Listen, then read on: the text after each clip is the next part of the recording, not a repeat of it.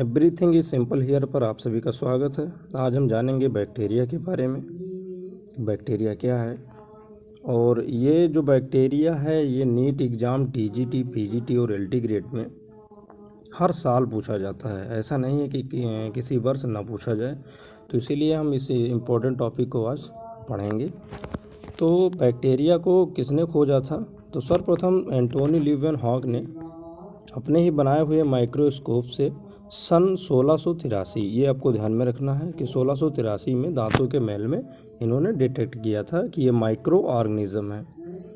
और ये बैक्टीरिया नाम किसने दिया था वो हम आगे देखेंगे। और इन्होंने ये बताया था कि माइक्रो ऑर्गेनिज्म है जो दांतों के मैल में पाए जाते हैं, दिखाई पड़े, जो कि बैक्टीरिया थे। आगे देखेंगे 1758 में जो हमारे सर लिनियस ने इन जीवाणुओं को वंश वर्मिस में रखा था 1758 में। उसके बाद क्या हुआ कि 1829 में वैज्ञानिक एरेनबर्ग ने सर्वप्रथम जीवाणु का नाम दिया था। इसे बैक्टीरिया किसने कहा था? एरेनबर्ग ने किया था। कब कहा था? 1829 में। ये जो सन है इसे आपको बहुत ही ज़्यादा ध्यान में रखना है।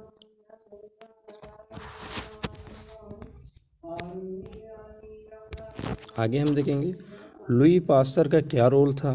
तो लुई पास्चर ने बताया था कि जो बैक्टीरिया हैं, लुई पास्चर ने सन 1822 और 1895 में फर्मेंटेशन पर कार्य किया और बताया कि फर्मेंटेशन जीवाणुओं के द्वारा ही होता है।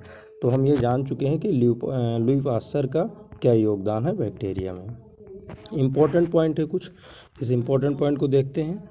सर लुईस पास्चर ने 1865 में जर्म थ्योरी ऑफ डिजीज सिद्धांत को प्रतिपादित किया था। चलिए, जो जर्म थ्योरी ऑफ डिजीज था उसको किसने प्रतिपादित किया? तो लुईस पास्चर ने ही किया था। कब किया था? 1865 में किया था। रॉबर्ट कोच का क्या योगदान था बैक्टीरिया में? रॉबर्ट कोच 1881 में सर्वप्रथम आर्टिफिशियल कल्चर किया था। जो कृत्रिम संवर्धन था वो सर्वप्रथम रॉबर्ट कोच ने ही किया था बैक्टीरिया का। और इन्होंने बताया था कि चौपायों का मतलब होता है एनिमल में एंथ्राक्स रोग और ह्यूमन में ट्यूबरोकुलोसिस जीवाणुओं के द्वारा ही होता है।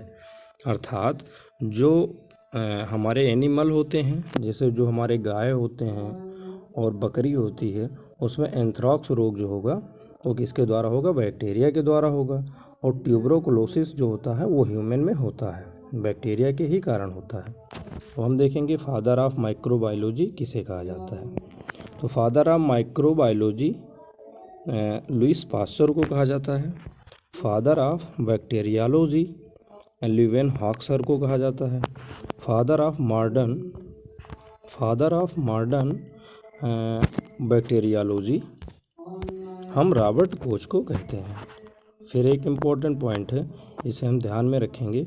ये इम्पोर्टेंट पॉइंट जो होगा ये काफ़ी ज़्यादा इम्पोर्टेंट है, कई बार टीजीटी और पीजीटी में पूछा भी गया है कि 1885 से 1914 के बीच माइक्रो ऑर्गेनिज्म के बारे में अधिकांश खोज किया गया, जिसे हम the golden age of microbiology के नाम से जानते हैं।